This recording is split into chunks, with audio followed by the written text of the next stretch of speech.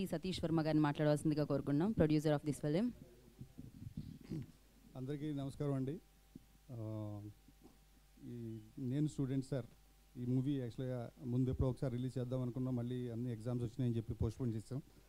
So ఈ song launch కూడా అనుకోకుండా చాలా విత్ ఇన్ షార్ట్ నోటీస్లో రెడీ అయిపోయామన్నమాట చేద్దామని. సో గెస్ట్ ఎవరా అని ఈ ఆలోచించి ప్రాసెస్లో నిన్న అయిపోయింది యాక్చువల్గా.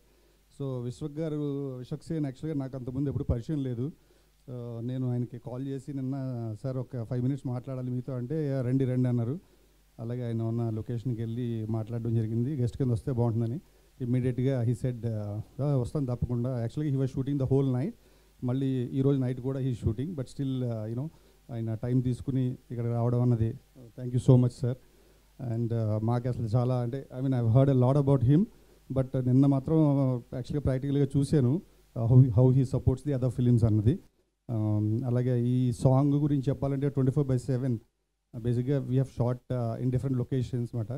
ఇది మాంటేజ్ సాంగ్లో వస్తుంది, హీరో క్యారెక్టర్ ఏంటో అన్నది, హీరో స్ట్రగుల్ ఏంటో అన్నది దాంట్లో తెలుస్తూ ఉంటుంది. సో దానికి వెరీ యాప్ట్ లొకేషన్స్లో షూట్ చేయడం జరిగింది. సో ఎవ్రీథింగ్ అంతా అయిపోయింది బాగా. సో June 2nd రిలీజ్ చేస్తున్నాం, తప్పకుండా అందరూ చూస్తారని ఎక్స్పెక్ట్ చేస్తున్నాం అండి. Thank you so much.